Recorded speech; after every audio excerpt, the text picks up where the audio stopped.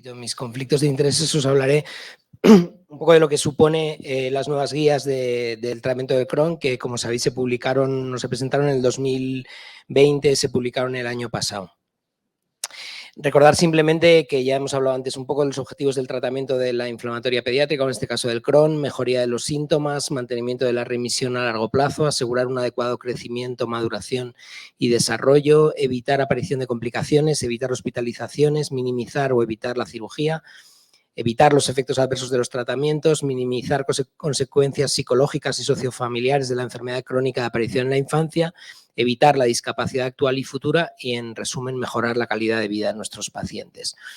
Recordar un poco más, otra vez, los condicionantes de la evolución de la enfermedad. Es una enfermedad dinámica también, como hemos dicho antes, evolutiva, con variabilidad interpersonal, que ya he dicho también el caso de la colitis ulcerosa, y que este gráfico de hace unos cuantos años, que lo habréis visto muchas veces, yo creo que explica muy bien cómo por un lado van lo que son los síntomas, ¿no? Estos picos de síntomas, y por otro lado cómo va la lesión progresiva y la afectación progresiva de la enfermedad o del intestino, ¿no? Y entonces hay una adecuada correlación a veces entre síntomas clínicos, marcadores biológicos, progresión de la inflamación y el daño estructural.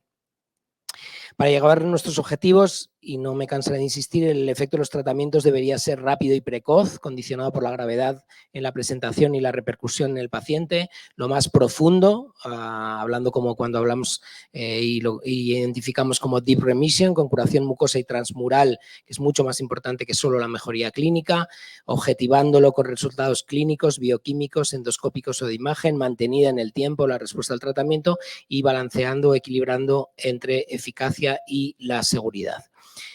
No os voy a hablar más del STRIDE, la importancia que tiene definir unos targets y cómo estamos cumpliendo estos targets a lo largo del tiempo. Y yo creo que también marcar unas prioridades en el tratamiento, ¿no? Y yo creo que es una prioridad o la importancia que tiene el tratamiento inicial al diagnóstico, la importancia del seguimiento cercano, la importancia de replantear los objetivos, lo conseguido y lo que nos falta de conseguir. Importante adecuar los tratamientos a la situación real del paciente, tener en cuenta sus expectativas, saber hasta cuándo llegar con un tratamiento en función de resultados, riesgos y beneficios. Importancia de una visión integradora de los diferentes tratamientos. Yo creo que esa visión a veces que teníamos antes muy lineal de lo que es la enfermedad, tú vas escalando pasos y llegas a un punto, pues tenemos que integrar todo lo que tenemos para cada paciente según sus necesidades. Sabéis que también en el Crohn nos basamos a la hora de tratar a nuestros pacientes tanto en la clasificación de París como en el índice de actividad, como en la colitis ulcerosa. Definimos la situación del paciente, el diagnóstico y en la evolución, y según eso ponemos un tratamiento u otro, y este es el esquema global que os lo voy a intentar resumir y repasaremos a lo largo de la charla de lo que es el tratamiento de la enfermedad de Crohn en las nuevas guías.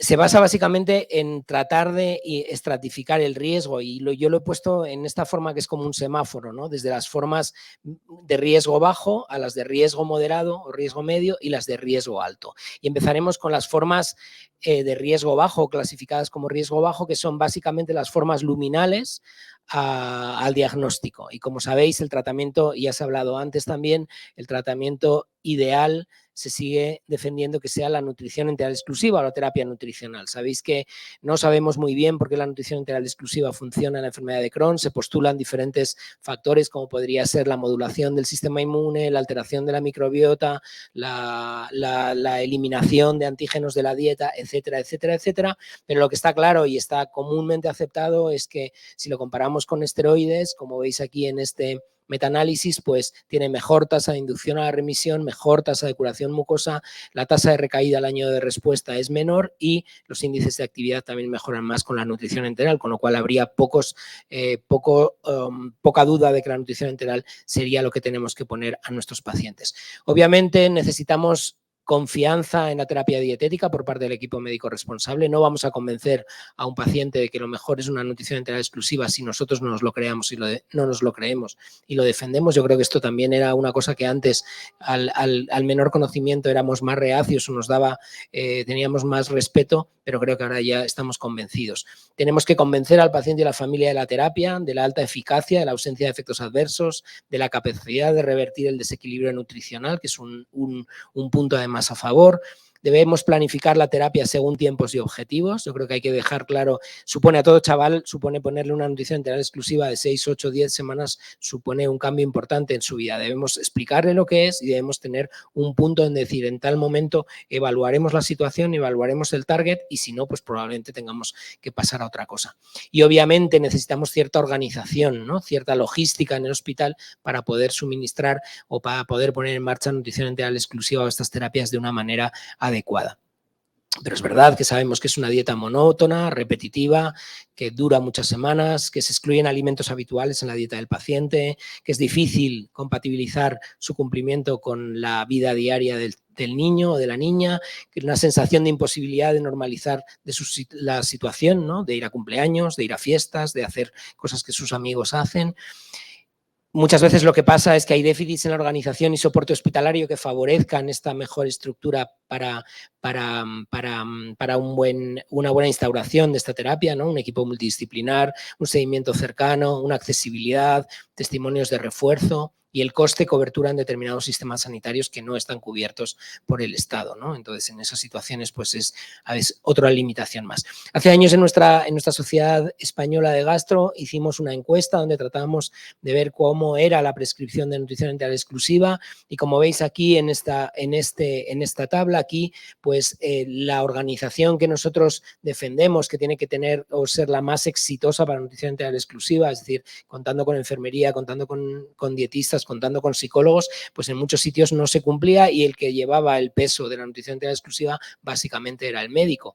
Lo mismo, como veis aquí, pues aquí mostrábamos las ventajas y desventajas y una de las desventajas que los profesionales contestaban a esta encuesta pues era la motivación, el poder mantener el cumplimiento a lo largo del tiempo, que necesitas un seguimiento más cercano para evitar que fracase, etcétera, etcétera. Son limitaciones que son dependientes muchas veces de una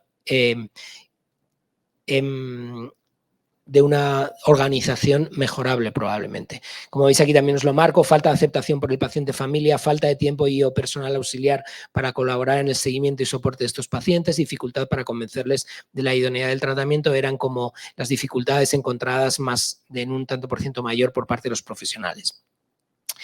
Hay que buscar el modelo que mejor pueda cubrir las necesidades y que se adapte a nuestro medio, ¿no?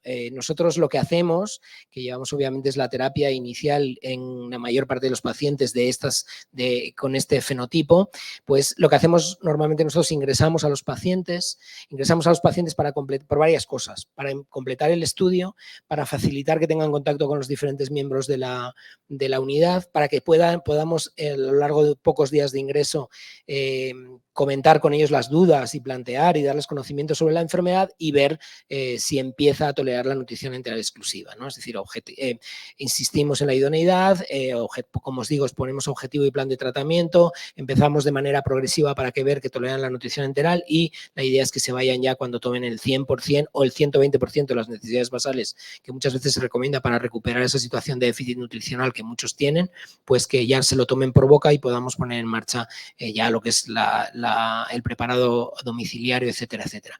Pero hay que apoyarlos post-alta, ¿no? Pues primero apoyo multidisciplinar pre-alta. Siempre intentamos que contacten con otros pacientes y familias que han pasado por lo mismo. Ahora con el COVID ha sido más complicado el tener contacto entre familias hospitalariamente, pero es una cosa que creo que les ayuda mucho, ¿no? A conocer un poco cómo otras familias han afrontado la enfermedad, incluso los diferentes tratamientos. Un seguimiento telefónico cercano a los pocos días de alta por nuestras dietistas para ver cómo se sigue adaptando a la dieta, consulta ambulatoria no más allá de la semana 10 días desde el alta para poder seguir a estos pacientes. Antes hablábamos de la importancia del seguimiento posterior cuando un paciente se diagnostica y se va de alta, un seguimiento cercano a lo largo de la duración, intentar ofrecer también el apoyo de psicólogas, de dietistas a lo largo de todo lo que dura la nutrición integral exclusiva. Pero como sabéis, la nutrición integral exclusiva, que era la forma única prácticamente defendida hace tiempo, pues está cambiando un poco porque tenemos otras intervenciones dietéticas han demostrado eficacia similar y la que más se está prodigando ahora es la dieta de exclusión de enfermedad de Crohn, que se desarrolló en Israel hace unos cuantos años, que ha demostrado una eficacia equivalente a la inducción en la inducción de la remisión con la nutrición integral exclusiva. Y esto abre el concepto un poco, nos hace cambiar un poco el concepto del tratamiento dietético. Porque yo pienso que hay un grupo específico de pacientes que pueden beneficiarse de las diferentes estrategias nutricionales, ¿no? No todos, es decir, no va a haber nunca ningún tratamiento en la enfermedad inflamatoria que nos valga para todos los pacientes, pero sí que hay un subgrupo de pacientes probablemente que se puedan beneficiar de estos pacientes. Incluso hay pacientes que nosotros tenemos etiquetados prácticamente como dietodependientes, ¿no? Es decir, que fracasan otros tratamientos y con la nutrición enteral o la dieta de exclusión siempre consigues que mejore y que vuelva a remitir su enfermedad, la actividad de su enfermedad. Las dietas diferentes, ¿no? O lo que supone modificar la nutrición enteral exclusiva, pues o las dietas especiales, por así decirlo, sabéis que ahora tienen mucha aceptación social, aporta además el concepto de autocuidado en el manejo del tratamiento, ¿no? Seguro que todos los padres cuando diagnosticáis de una enfermedad inflamatoria a sus hijos os preguntan, ¿no? Las preguntas clásicas, pero ¿y esto por qué ha sido? Si siempre ha llevado una nutrición muy adecuada, si siempre cuidamos lo que coma, ¿no? Es decir, esa sensación de que la dieta influye en todo lo que te pasa en el intestino, pues sigue instaurada y probablemente tenga algo que ver, ¿no? Se tolera mejor, obviamente hay mejor adherencia si la dieta es variada y no simplemente como una nutrición enteral exclusiva. Ahí se ha demostrado el efecto de ciertas dietas en la microbiota intestinal, constituye una de las pocas intervenciones terapéuticas en uno de los desencadenantes patogénicos de la enfermedad, ¿no? Si tratamos con biológicos, si tratamos con esteroides, si tratamos con inmunosupresores, estamos modificando la respuesta del sistema inmune a los estímulos que causan la enfermedad. Si tratamos la dieta, es la única intervención que hacemos sobre uno de los posibles factores ambientales que causan la enfermedad. Y abre nuevas posibilidades de intervención que nos quita un poco esa idea que teníamos que la nutrición enteral exclusiva solo vale para la inducción de la remisión en casos leve moderados, porque probablemente estamos aprendiendo a utilizarlo en otros escenarios como fracaso de biológicos, pérdida de respuesta, etcétera, etcétera, etcétera. No voy a incidir mucho más en los esteroides. Los esteroides en el Crohn pediátrico serían la alternativa a nutrición enteral exclusiva como terapia de inducción. Afortunadamente disponemos de un arsenal terapéutico que nos permite usar alternativas a los esteroides sistémicos, lo utilizamos menos, vigilamos más la toxicidad y esto ya lo hemos dicho con la colitis ulcerosa, ¿no? Es decir, no podemos, los corticoides deben ser un tratamiento de choque, un tratamiento mantenido solo durante un periodo corto de tiempo, buscar alternativas y nunca puede ser una terapia de mantenimiento, obviamente, ¿no? Y no debe ser no deben ser vistos como terapia antiinflamatoria necesaria cuando disponemos de otros fármacos más eficaces, potentes y con posibilidades de ser usadas como mantenimiento, como pueden ser los biológicos. ¿Alguna otra opción para la inducción en el Crohn pediátrico? Pues bueno, sabéis que hay datos de la budesonía de liberación ileal en las formas estrictamente ileales, podríamos pensar en ese escenario. No se recomiendan los salicilatos en la enfermedad de Crohn, aunque podría ser como coadyuvante en formas predominantemente colónicas o incluso como tópico cuando hay Crohn que mantienen una actividad distal o rectal importante pese a tener respuesta al resto del tratamiento. Algunos tratamientos tópicos con salicilatos pueden ir bien también en el Crohn. Otros tratamientos tópicos como tacrolimus también podría ir bien. Y como sabéis, hay poca evidencia de otras terapias, antibióticos aislados, otras dietas especiales, probióticos, etcétera. ¿Qué sabemos de la combinación de tratamientos en la inducción? Porque quizá también a veces por inercias, ¿no? Vemos que hay pacientes que tratamos con nutrición enteral, o a veces se trata con nutrición enteral exclusiva y esteroides. Pues realmente no tiene mucho interés o no tiene mucha utilidad si realmente son alternativas. Si queremos utilizar la nutrición enteral por las ventajas, no tiene sentido que utilicemos corticoides. Esteroides más anti-TNF, pues probablemente tampoco aporten mucho si creemos que el anti-TNF puede ser una opción. O la nutrición enteral exclusiva como la anti-TNF, ¿no? Es decir, tenemos que saber muy bien qué utilizamos en cada momento y si tiene sentido o no. Y combinación de tratamientos en la inducción para el mantenimiento posterior, pues obviamente sabéis que se postula paralelamente a la nutrición enteral exclusiva, empezar con inmunosupresores para mantener después la remisión, los esteroides también con inmunosupresores y los anti-TNF con inmunosupresores probablemente para mejorar o disminuir la inmunogenicidad de los tratamientos biológicos. ¿Cómo mantenemos la remisión tras la inducción? Pues, como os he dicho, se recomienda iniciar tratamiento de mantenimiento precoz con el fin de que sea efectiva una vez suspendida la terapia de inducción. En las guías se establecen 3 posibilidades, los tiopurínicos, metotrexate y talidomida. Talidomida, la verdad es que yo no lo apoyo mucho, está basado en datos muy limitados y metodológicamente no muy consistentes, con lo cual yo creo que no es un fármaco, es mucho más útil útil. En nuestro caso, los tiopurínicos son metotrexate. Los inmunosupresores tiopurínicos, sabéis que es útil para el mantenimiento de la remisión que alcanzamos con nutrición enteral o con corticoides. Pero lo que es importante, la clave no parece estar en introducir el inmunosupresor, sino en que ese inmunosupresor actúe cuando realmente el tratamiento de inducción haya logrado el mayor grado de remisión, ¿no? No sé si me explico. Es decir, si con la nutrición enteral exclusiva no logras la remisión completa, probablemente eso tienda, el inmunosupresor no sea tan útil como si has logrado una remisión completa y entonces frena la reactivación. Es útil en el mantenimiento de la respuesta anti-TNF, logra subir los niveles de anti-TNF, con lo cual disminuye la capacidad de reacción inmune. Hay que vigilar la posible toxicidad medular, hepática, pancreática o la intolerancia digestiva.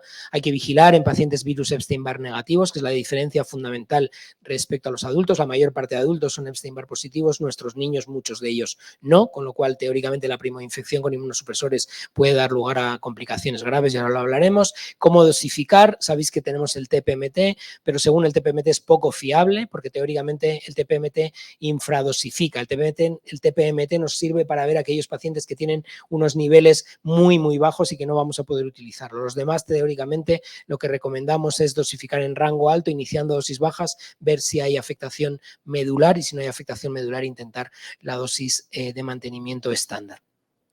Y también sabéis que tenemos metabolitos que nos pueden servir también para dosificar en función de los metabolitos esperados de 6-tioguanina, fundamentalmente, que son los farmacológicamente activos. Y la mayor preocupación actual con los tiopurínicos, pues sabéis que es el linfoma hepatoesplénico de células T en pacientes bajo inmunosupresión, especialmente varones adultos jóvenes con Crohn, tras tratamiento prolongado con tiopurínicos o bajo terapia combinada, ¿no? Y eso es una de las cosas que lamentablemente es muy poco frecuente, pero lamentablemente cuando te toca, y nosotros tuvimos un caso, pues realmente te hace cambiar muchos esquemas. Y los trastornos linfoproliferativos asociados a virus Epstein-Barr relacionados con la inmunosupresión, ¿no? Como digo, seroconversión y tratamiento con tiopurínicos como principales factores de riesgo. Metotrexate, sabéis que también es una alternativa, inicialmente a 15 miligramos metro cuadrado de superficie corporal por semana, máximo 25, se puede bajar después, se recomienda iniciar la vía subcutánea, hay que suplementar con ácido fólico y hay que monitorizar periódicamente el hemograma y la función hepática, contraindicado en embarazo y en parejas masculinas, como sabéis, por la teratogenicidad. Y sabéis que uno de los problemas es la tolerancia digestiva, con lo cual si tratamos y damos algún antiemético precoz, pues quizá mejora algo la tolerancia. Nosotros no lo usamos mucho porque normalmente a la dosis que tendremos que usar es raro que no den ninguna o que tengan una buena tolerancia. Pero esto es lo que os comento, es decir, teóricamente esto lo podemos hacer e intentar hacer lo mejor posible, nutrición enteral más inmunosupresores, pero lamentablemente la evolución de muchos de nuestros pacientes es que, como veis aquí, que lo publicamos o lo presentamos en varios congresos, a lo largo del tiempo el 60% de nuestros pacientes que hemos logrado la remisión con nutrición enteral exclusiva y que se mantienen con inmunosupresores van a precisar una escalada anti-TNF. Con lo cual, es decir, es uno de los caminos de muchos de nuestros pacientes. Al final, la estrategia que hagamos al principio, aunque lo hagamos lo mejor posible, pues no va a ser suficiente para mantener la remisión. Y ya pasamos al siguiente fenotipo, ¿no? Que sería aquellos pacientes que a las 12 semanas tras inicio de tratamiento de inducción no han remitido clínicamente o bioquímicamente y entonces se considera como riesgo medio y entonces sería donde utilizaríamos el step-up acelerado o la escalada acelerada anti-TNF, que también el anti-TNF aparece en las otras formas, como veis, de riesgo medio y de riesgo alto, como sabéis, pues cuando hay retraso de crecimiento también se intenta o tiene sentido el empezar pronto el anti-TNF para lograr la remisión lo más precoz posible, y las formas de riesgo alto que veis aquí, como la enfermedad extensa, úlceras colónicas profundas, la enfermedad perianal, o cuando hay un patrón estenosante sin otras complicaciones, pues una de las indicaciones sería el pasar directamente o precozmente anti-TNF. Anti-TNF no os voy a hablar, es el biológico que conocemos, 2 aprobados para el Crohn pediátrico o para el Crohn y la colitis ulcerosa, infliximab y adalimumab.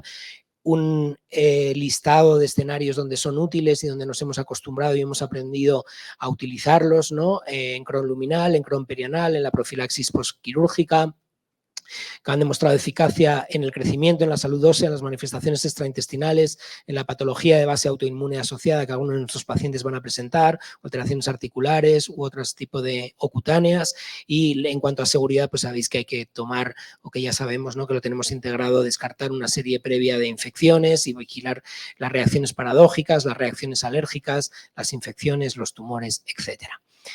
¿Cómo lo pautamos? Pues esto es el esquema de mantenimiento y de inducción y mantenimiento, de dosis de infliximab y adalimumab. Según ficha técnica, adalimumab aparece, pues como veis, a una dosis baja de mantenimiento por debajo de 40 kilos, se recomienda 80 miligramos, 40 segunda dosis y mantenimiento después 20 miligramos, en más de 40, 160, 80, 40, pero con la posibilidad de contemplar dosis mayores en casos de enfermedad grave. Y una de las cosas que creo que es importante y que nosotros lo llevamos haciendo durante muchos años es el ofrecer ambos anti-TNF en igualdad de condiciones a nuestros pacientes. Y les explicamos un poco todo esto, las comparaciones entre eficacia, las diferencias obviamente en vía de administración, en composición, en inmunogenicidad, en posibilidad de monitorizar los niveles, en el riesgo de reacciones paradójicas, en la intercambiabilidad, que deberíamos intentar evitarlo, es decir, a no ser que hubiera es decir, no cambiar a capricho, primero quería subcutáneo, ahora creo que es mejor que se lo pongáis endovenoso o al revés. Y también es importante, bueno, todos estos factores que probablemente podríamos explicar a nuestros pacientes para que elijan. Obviamente habrá situaciones en cada uno que pueden hacer que nosotros consideremos que es mejor una administración ambulatoria subcutánea o una administración hospitalaria, pero en general la mayor parte de nuestros pacientes podrían participar de la decisión. Monoterapia versus combo en anti-TNF, pues habitualmente, como normalmente vamos al anti-TNF como escalada desde una inmunosupresión de mantenimiento, pues lo que se suele hacer es mantener ambos fármacos, ¿no?, y después suspender uno de ellos. Que en este caso, si hemos tenido que escalar anti-TNF porque con inmunosupresores no se mantiene la remisión, pues lo lógico sería quitar el inmunosupresor. Los inmunosupresores favorecen los niveles séricos de unos niveles séricos de anti-TNF superiores, con lo cual con esto prevenimos la pérdida de respuesta. En situación de remisión y estabilidad, intentar pasomonoterapia después de 6 meses, 1 año, para evitar doble inmunosupresión, pero yo recomiendo que siempre antes comprobemos niveles adecuados de anti-TNF, situación clínica estable, calprotectina negativa y a poder ser curación mucosa, antes de pasar a esa supresión del inmunosupresor. Y en aquellos que son naïf a inmunosupresores, pues podríamos empezar con monoterapia, más cómodos con adalimumab que con infliximab, por esa posibilidad menor de dar una reacción alérgica. Pero obviamente, por mucho que os diga que el anti-TNF es muy bueno, no es una estrategia 100% exitosa, ¿no? Y existe un número de pacientes con un fracaso primario anti-TNF. Hay pacientes que progresivamente van perdiendo la respuesta y hay una pérdida secundaria de respuesta en un porcentaje de pacientes. Y en algunos casos tenemos también reacciones adversas o efectos adversos que nos hacen suspender esos fármacos, ¿no? Y yo creo que tenemos que ser, esto insisto yo mucho, lamentablemente no tenemos muchos fármacos para nuestros pacientes, tenemos que ser muy exigentes en la definición de qué es una pérdida de respuesta o qué es un fracaso de un fármaco. Porque hay posibles situaciones de confusión, ¿no?, en cuanto a lo que es una falta de respuesta. Tenemos que plantear en cada paciente si realmente el anti-TNF es lo que necesita ese paciente, y hablaremos ahora de alguna situación, si realmente el fármaco anti-TNF que estamos administrando es el más adecuado, si estamos dosificando el fármaco anti-TNF como debemos en función de lo que necesita el paciente. Hemos hablado antes de un escenario como es la colitis ulcerosa aguda grave, como puede ser la enfermedad perianal, que necesitan niveles más altos. Por eso, si hay fallo en la obtención de niveles terapéuticas, y lo ideal sería si pudiéramos predecir en función de los niveles la posibilidad de falta de respuesta. Y en esto hay algunos estudios que te indican que deberías tener unos niveles después de la inducción o durante la inducción, tanto de un fármaco como de otro, para poder predecir que esa estrategia va a ser exitosa o que no va a ser exitosa y tienes que modificarla. Y luego lo que decimos, ¿no?, posibles situaciones de confusión en relación a la falta de respuesta completa o a la pérdida secundaria de respuesta.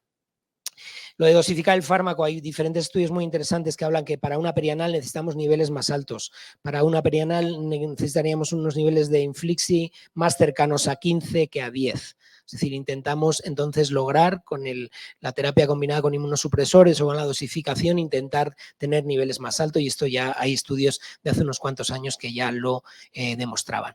Y en las guías nuevas también aparece todo este esquema de cómo monitorizar los niveles. Sé que en muchos medios aún no es fácil lograr la monitorización de niveles, pero realmente es una estrategia muy coste efectiva, te ayuda mucho a saber en qué momento está cada paciente para intentar mejorar la situación. Y lo que es muy importante, los niveles te permiten evitar la pérdida de respuesta. Una cosa que yo siempre digo que es muy clarificadora, es decir, la reacción, es decir, los anticuerpos a un anti-TNF aparecen cuando los niveles son bajos. Si tú tienes un paciente con niveles bajos, te van a aparecer anticuerpos, te bajarán más los niveles y al final los anticuerpos te dan una reacción alérgica. No es al revés. Es decir, no aparecen los anticuerpos primariamente y te bajan el nivel. Con lo cual, una estrategia de un seguimiento adecuado deberíamos tener cada cierto tiempo, poder monitorizar los niveles para saber si estamos en lo que esperamos o estamos a riesgo de reacción, de pérdida de respuesta, aparición de reacción alérgica. Y como veis aquí, pues también nos indica según, es decir, tú puedes tener niveles bajos, es decir, los diferentes escenarios, no voy a extenderme, que sabéis que puedes, a los cuales puedes responder según tengas los niveles con anticuerpos o sin anticuerpos por un mecanismo u otro. Pero como digo, hay pacientes, y he dicho antes creo, que hay pacientes que mantienen niveles bajos independientemente de tener un buen tratamiento inmunosupresor, de la dosis, etc. Hay mucha variabilidad que aún no conocemos. ¿Cómo intensificar el tratamiento anti-TNF? Pues aumentando la dosis, manteniendo el intervalo, o disminuyendo el intervalo, manteniendo la dosis, o aumentar la dosis, disminuir el intervalo, o posibilidad de reinducción, que también nosotros lo hemos hecho. Siempre que tengamos un tratamiento anti-TNF y nos haya resultado útil y creamos que estamos perdiendo respuesta, intentar hacer lo que podáis por salvaguardar y por mantener ese tratamiento, porque como digo, no tenemos muchos tratamientos nuevos. Ante la pérdida de respuesta secundaria en un anti-TNF, es decir, cuando infliximab te hace una pérdida de respuesta, creo que es muy interesante también esto, porque si infliximab, que tiene más capacidad alergizante, te hace una respuesta, te disminuye los niveles por una aparición de anticuerpos, y tú piensas que cambiar a adalimumab con menos capacidad de dar una reacción alérgica es la opción, y probablemente lo sea, ese paciente, aunque teóricamente el anti-TNF es menos inmunogénico, tiene más riesgo de también que aparezcan anticuerpos a un segundo anti-TNF. Un paciente que has tenido que suspender o cambiar a adalimumab porque con infliximab te han aparecido anticuerpos y te han bajado los niveles, intentad ponerlo a dosis altas, mantener niveles altos y probablemente conjuntamente con inmunosupresor para evitar que los niveles estén más bajos. Y luego ya los últimos, este semáforo, las formas ya graves o de riesgo alto, no graves, pero que tienen particularidades, que son el patrón estenosante y el patrón penetrante. El patrón estenosante, antes hemos hablado, aquel que no tiene riesgos asociados o aquel que tiene factores de riesgo ausentes. En este, cuando hay una dilatación preestenótica, signos o síntomas obstructivos o ambas situaciones. Y esto creo que es muy importante. Cuando nosotros diagnosticamos a un paciente y vemos que tiene un componente estenótico y le hacemos un enteroreso y aparece una cierta dilatación preestenótica, no os olvidéis que ese paciente va a ir a cirugía. Es decir, en ese paciente, si empezamos un anti-TNF, que está bien, porque probablemente queramos que mejore su situación clínica, lograremos mejorar algo la inflamación, lograremos quizá que esa zona afectada, ese segmento que ya nos aparece afectado, se acorte un poco, es decir, lograremos una mejora pre-cirugía. Si empezamos así y al cabo del tiempo el paciente no va bien, ese no es un fracaso anti-TNF, ese es un paciente que el anti-TNF no le va a ser suficiente por el patrón al diagnóstico. Entonces, ese paciente no tendríamos antes que pensar en cambiar de biológico. Ese paciente probablemente tengamos que evaluar la posibilidad de una cirugía, una resección, como este paciente que debutó con una forma estenosante, con una dilatación preestenótica, que tratamos y siempre hacemos lo mismo, es decir, intentamos mejorar su situación nutricional, empezar un anti-TNF para ese efecto antiinflamatorio, previo a la cirugía, pero un seguimiento cercano con enteroresos cercanas, porque en un momento determinado, cuando veas que no ha habido más mejoría, será candidato a operar prácticamente en el 100% de los casos. Y este estudio lo que decía, es decir, si tú tienes una dilatación preestenótica al diagnóstico, probablemente eso es un factor que te marca mucho la evolución de ese paciente y va a necesitar cirugía. Entonces, ese paciente no sería un fracaso de anti-TNF, sería un paciente que no es lo que necesita. Pero obviamente lo he dicho que antes con la colitis ulcerosa hay pacientes que ya se nos quedan, ¿no? Hemos agotado todo, hemos agotado el anti-TNF, no tiene indicación de cirugía, ¿qué hacemos? Pues obviamente a la espera de los nuevos fármacos, estás como ahí como que no tienes más que salir adelante al vacío o saltar adelante al vacío, y hay diferentes estrategias que no os voy a insistir, que se están poniendo en marcha para estas situaciones. Yo creo que la experiencia que tenemos nosotros, y os lo cuento, es que cuando en un paciente con Crohn ha fracasado el anti-TNF o no hemos logrado con todo lo que hemos hecho en recomponer la respuesta anti-TNF, creo que lo apuramos tanto, intentamos tal, que esos pacientes, nuestra experiencia con ustekinumab es que a dosis estándar, que los adultos están muy contentos con la respuesta en este escenario, a nosotros no nos suele ir bien. Y la mayor parte nos responde a ustekinumab es a inducción endovenosa con mantenimiento cada 4 semanas en vez de cada 8, cada 12 subcutánea, y muchos de ellos optar por el mantenimiento también endovenoso. Es decir, que son pacientes que lo estándar de un paciente de un ustekinumab en muchos casos no nos es suficiente para revertir la situación. Y lo que estamos haciendo cada vez más, que tiene todo el sentido y parece como no lo habíamos pensado antes, es combinar biológicos, ¿no? Es decir, si tú tienes un paciente que con anti-TNF te ha funcionado, probablemente en un determinado momento lo que hace es la reacción inmune se va por otro camino, y si bloqueas el nuevo camino probablemente pierdes cierto efecto que le ha hecho efecto sobre la otra vía. Es decir, estamos cada vez utilizando más ambos biológicos o terapia dual con biológicos o con biológico y con moléculas pequeñas en el caso de la colitis ulcerosa.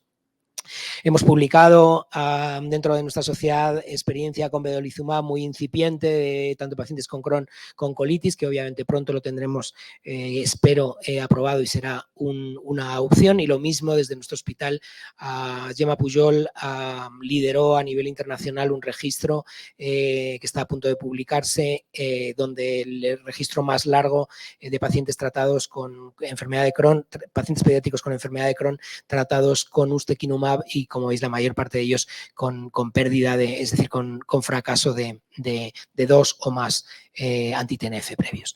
Y ya para acabar, espero que no os haya dado mucho dolor de cabeza. El tratamiento del Crohn pediátrico debe basarse en la individualización en función de los factores de riesgo de cada paciente, con objetivos predefinidos y en continua revisión, asistencia cercana, accesible y proactiva, adecuado balance riesgo-beneficio de los diferentes tratamientos, incluir las expectativas y la experiencia del paciente en la decisión, en qué es lo que le estamos ofreciendo para que lo conozca y sea partícipe, y una visión integradora, no excluyente de los diferentes tratamientos ni excesivamente unidireccional. La realidad es mucho más amplia como para pensar solo desde aquí empiezo, tiro para adelante, dosis, tratamientos más intensivos y no echo la vista atrás y reuso o reutilizo cosas que me han podido ir bien en etapas previas. Otra vez agradeceros en nombre de nuestra unidad y lo mismo recordaros 11 del 11 del 2022. Muchísimas gracias a todos.